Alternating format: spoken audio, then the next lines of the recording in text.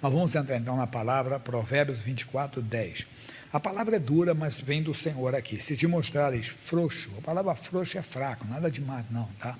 Se te mostrares frouxo, fraco no dia da angústia, a tua força será pequena. Nós não podemos, diante de uma adversidade, mostrar-nos ainda bem fracos. Ao contrário, temos que nos mostrar valentes, temos que nos mostrar fortes. Quando eu falo valente, quer dizer ausência de medo. Sempre lembramos de Davi. Davi, diante daquele gigante Golias, o que ele disse? Ele disse: eu vou contra ti em o nome do Senhor dos Exércitos. Ele não estava ali em nome dele, se garantindo na força dele, não, porque eu tenho uma força. Não, ele estava ali em nome do Senhor. Por isso que ele, naquele dia, a força dele não foi pequena. A força de Israel foi. Porque, note que Israel, nenhum soldado se ofereceu para lutar com Golias. Golias, para quem temos sempre que entender, tem pessoas começando no Evangelho. Golias era um soldado filisteu de Gate, um homem de aproximadamente 3 metros de altura, acostumado a guerrear, e ele então fez um desafio aos soldados de Israel: não lutem todos de Israel contra todos os filisteus, me dê um soldado de Israel para lutar comigo, quem ganhar é o vencedor, a nação que perder vai ser a escrava, e quem enfrentar o grandão. E ele durante 40 dias, ele ia lá no meio do vale, olhava para o monte onde estava Israel, os filisteus do outro lado: ei aí, não tem homem aí para me enfrentar? Não tem não, cadê E começou a afrontar o Deus de Israel. Cadê o Deus de vocês? Cadê Não tem homem. E aquilo durou 40 dias. Quando Davi foi no campo de batalha, ele foi ver como estava a batalha, como estavam os seus irmãos que estavam na batalha. O Davi ouviu tudo aquilo que ele falava, tudo aquilo que ele fala contra os soldados de Israel. Ninguém vai lutar com ele? Não. E o rei falou: quem lutar com esse homem e vencer, não vai pagar, a família não vai pagar mais impostos em Israel. E também, olha só o que ele falou: vai casar com a filha do rei. Disse: então vai ser um. Ele se ofereceu, foi lá, o Saul condolou. Ele disse: você é um garoto ainda. O rei, deixa eu contar, eu já lutei com um leão, eu tomo conta das ovelhas do meu pai. Um leão entrou lá para pegar uma ovelha, eu fui atrás dele, peguei e matei o leão. O Saul deve ficou olhando. O segundo, depois veio um urso, eu fiz a mesma coisa. Saul deve ter pensado: é um contador de histórias. Mas disse: mas assim como o Senhor me livrou da mão do leão e do urso, ele me livrará da mão desse incircunciso filisteu.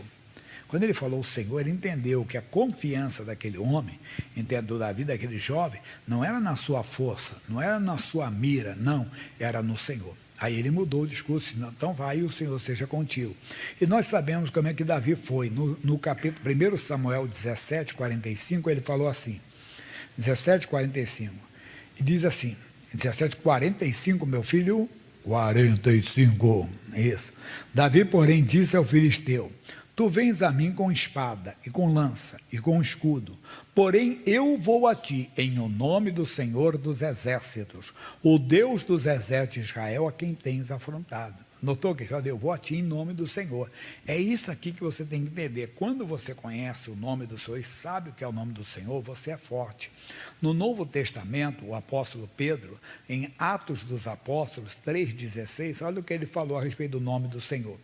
E pela fé no seu nome, fez o seu nome o quê? Fortalecer a este que vedes e conheceis. Basta para nós.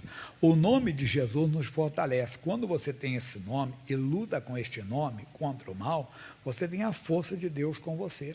Você não tem que se assustar diante do mal, mas às vezes estamos desligados de Deus. Nós somos de Deus, mas andamos desligados. E por isso, diante do mal, diante do perigo, nós nos assustamos. Mostramos que a nossa força, entende, é pequena, mas a nossa força, a força do Senhor, não. E o Davi diz, no Salmo 27, versículo 1, ele disse assim: o Senhor é a minha luz, a minha salvação, a quem temerei? O Senhor é a força da minha vida, de quem me receberei? Por isso ele pôde lutar com um gigante, por isso ele derrotou o gigante, e ele matou o leão, porque o Senhor era a força dele. O Senhor deve ser a sua força. Aí não me falta tempo, só para relembrar do rei Ezequias, quando ele falou para o seu povo, 2 Crônicas 32, 7, ele disse: maior é o que está conosco, e não tremeu diante do inimigo. Não, se mostrou seguro. Nós vamos para o livro de Esther. Antes de Provérbios, Salmos. Antes de Salmos é Jó. Antes de Jó é Esther, capítulo 4. Uma atitude que eu tenho, você tem, nós temos, não devemos de ter, mas às vezes temos. Como assim? Diz, quando Mardoqueu soube tudo quanto se havia passado, rasgou Mardoqueu as suas vestes e vestiu-se de um pano de saco com cinza, e saiu pelo meio da cidade e clamou com grande e amargo clamor. Sobre o que? Havia um decreto assinado pelo rei, nessa época Israel, Judá, eles estavam no exílio, que estavam no cativeiro, bem, morando em nação estrangeira, porque foram levados para lá. A sua nação tinha perdido a batalha.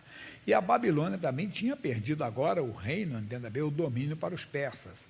E um rei persa, ele assinou um decreto que no dia tal, horário tal, todos os judeus seriam exterminados. Por que foi assinado esse decreto?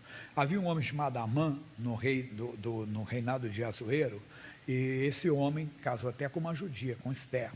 E todas as vezes que ele entrava, que ele passava pelas portas do rei, todo mundo se dobrava. Ele era um príncipe, um homem exaltado pelo rei, muito amigo do rei. Mas o Mardoqueu não fazia isso não. Mardoqueu era líder dos judeus no exílio. E ele ficava chateado, ele sabendo qual era a nacionalidade dele, então procurou de tudo para alguma coisa para acabar. E disse, rei, há um povo no meio dos outros povos, né? Um povo que é lá de Jerusalém, os transportados de Judá, eles fazem pouco caso, eles não ligam muito para ti, eles causam muito tumulto. Eu queria uma permissão do rei para acabar com esse povo, e eu vou introduzir tantas moedas de prata, entenda bem, no tesouro do rei. O rei disse, não precisamos disso, fica para ti. Mas tudo bem, você quer assinar esse decreto? Assinou. Então ele tinha decreto assinado. Quando o Mardoqueu soube, o que o Mardoqueu fez? Ele se abateu. E ele fez o que geralmente nós também costumamos fazer, o quê? Nós mostramos uma depressão, uma tristeza, um abatimento diante das pessoas. Eu falo que isso é do ser humano, buscar compaixão humana, né? Você está passando aí, você fica triste, né? Para chamar atenção, chama até atenção. Amigo, estou sabendo da sua ação. Não. Pastor Jaime, eu vou fingir? Não. Seja qual for a luta, o Senhor é a tua força, irmão. Você não vai, né, quando alguém indagar, como é que eu estou sabendo do seu marido, da sua mulher, do seu filho, da sua filha, estou sabendo da sua situação, e você diz, sim, estou numa luta, estou numa batalha, mas Deus está comigo. Quer dizer, você não se mostra fraco naquele dia, não. Ele se mostrou assim, ele fez, entenda o que todos faziam, mas olha o perigo. E chegou até diante da porta do rei, porque ninguém vestido de pano de saco podia entrar pelas portas do rei. Isso é uma figura para nós. Por quê? A Bíblia fala no Salmo de número 100, versículo 2, o que diz lá? Servi ao Senhor com alegria, apresentai-vos a Ele com canto. Então você tem que se apresentar a Deus assim, não é abatido, não, mas pastor Jaime, eu estou numa luta, estou numa batalha. Não, Deus, surgiu um câncer na minha vida, na vida de alguém da minha família, mas o Senhor é Deus para mudar essa história. Versículo 3 diz o início, sabei que o Senhor é Deus. Senhor Deus, surgiu essa luta, Senhor Deus, surgiu esse momento, Senhor Deus, esse momento, essa pandemia está me prejudicando muito nos negócios, na minha empresa, no meu trabalho, mas o Senhor é Deus.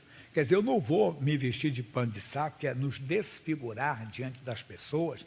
Quer dizer, não, nós temos que chegar ali diante das pessoas, entenda bem, convictos, entenda da vitória, que estamos numa luta, mas Deus está conosco.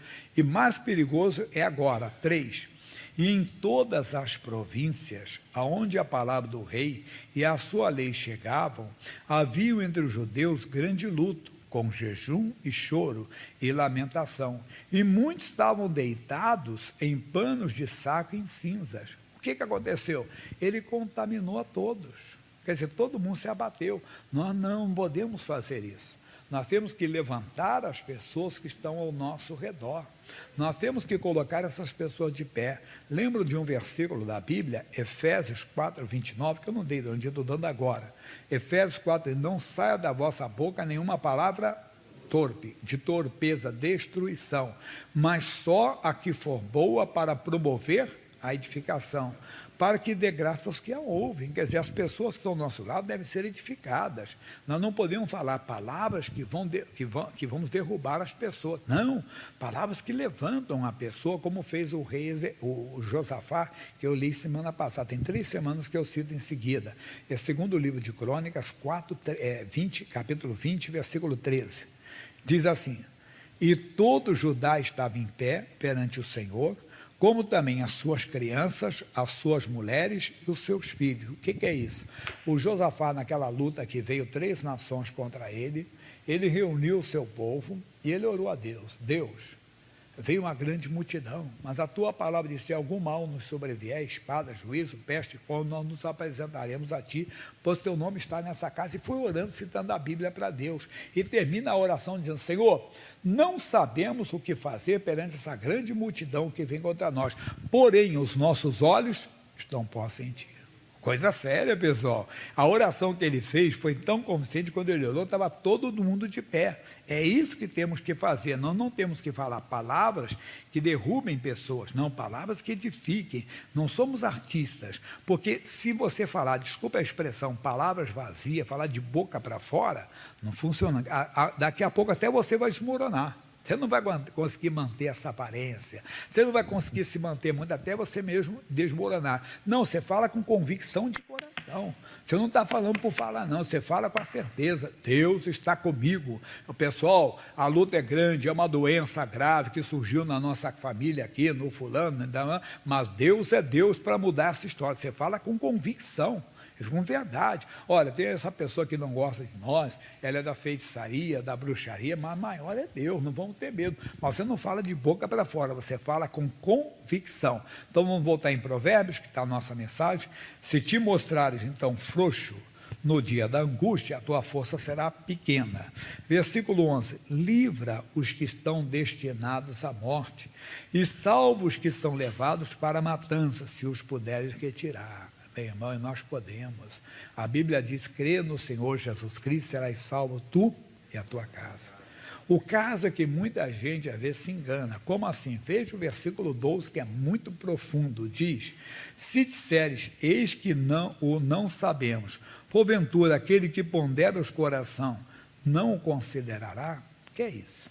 Você sabe que tem gente que às vezes até torce contra alguma situação. Como? Imagine um homem, ou você tem um filho, casou com uma mulher, mas você nunca se deu muito bem com essa nora. E essa nora acabou tendo um erro na vida. Em vez de você lutar para se levantar, ela se arrepender, seu filho perdoar, e não, você diz: a Bíblia permite. Quer dizer, no fundo, você até torcer para isso acontecer. Coisa séria. Ou alguém da família do seu marido está muito doente, está enfermo, coisa grave. E lá dentro do seu coração você diz: a mão de Deus está pesando. Não, Deus não está pesando a mão naquela pessoa. Você agora está tendo uma oportunidade de mostrar que você realmente é uma pessoa diferente. O povo de Deus é diferente, pessoal. O povo de Deus não torce, entenda bem, com insucesso, até do seu adversário, de uma pessoa que não gosta dele. E às vezes o que a Bíblia diz? Os inimigos do homem serão da própria casa. É um irmão que não gosta de você, é seu irmão, ou a mulher dele que nunca gostou de você. E você então agora está aí, passando, entenda bem, sabendo que ela está doente, ou ela escorregou, pulou o muro, fez uma coisa errada. Sabia que essa mulherzinha ia aprontar. Não, você deve orar. Olha o que a Bíblia está dizendo: ele pondera o coração. Será que você agora vai mostrar que é um cristão verdadeiro? Ou vai vibrar? Ou vai mostrar que é um religioso e vai até... Não, você vai entrar em oração. Deus é a mulher do meu irmão, é a mãe dos meus sobrinhos, Deus é a mãe dos meus netos, é o pai dos meus netos, é o marido dos meus filhos, é a mãe dos meus filhos. Eu não quero destruição, quero a salvação dele, Deus, e não torcer. Amigo, voltando ao 11, o que ele está dizendo? Livra os que estão destinados à morte. E às vezes Deus vai dar essa pessoa na sua mão. Não é para você pisar nela, não. Para você orar por ela, mostrar que você é diferente. Você tem o Espírito de Deus em você. O povo de Deus é diferente. A Bíblia diz: vereis a diferença entre aquele que serve e o que não serve. O povo de Deus é o povo da diferença, meu irmão. Nós temos que mostrar isso. E às vezes não mostramos. Até, como eu falei, até nos alegramos com a tragédia da pessoa ou com a derrota da pessoa. Não. Meu irmão, livra, você pode. Soube que aquela pessoa fez coisa errada, ore por ela. Soube que ela está caída com uma doença, desempregada, passou uma... Ore, mostre a diferença, principalmente no mundo espiritual. Quando você vai dar um tapa na cara do diabo, mostrando que você é diferente, você é do povo de Deus. 12 ainda, e ele diz assim: se disseres, eis que não sabem, porventura aquele que pondera os corações não considerará, e aquele que atenta para a sua alma não o saberá? Quer dizer, ninguém vê a sua alma, mas Deus vê. E você se alegrou com aquilo? Você ficou feliz com aquilo? Não. Não pagará ele ao homem conforme a sua obra? Misericórdia, meu irmão. Olha só, não pagará ele, quer dizer, ou você vai ficar sem pagamento, você nunca ouviu falar? Tudo que o homem planta? Então, não é que Deus não vai te dar nada de mal, mas você vai deixar de receber o bem. E podia. Deus te deu a grande oportunidade de você ser recompensado no mundo espiritual, e você não aproveitou. Quando? Quando você deveria de orar por aquela pessoa da sua família que está num momento difícil, ou a quem que prejudicou. Que Deus fale mais ao seu coração. Essa é a mensagem que eu tinha. Não te mostre fraco no dia da angústia, seja um homem forte. Forte não só para mandar o mal embora, forte não só para mandar a doença embora, forte para vencer a você mesmo, porque afinal de contas, você foi pisado, você foi humilhado, você foi maltratado por aquela pessoa, mas você mostra que é diferente e não guarda nada de mal no seu coração.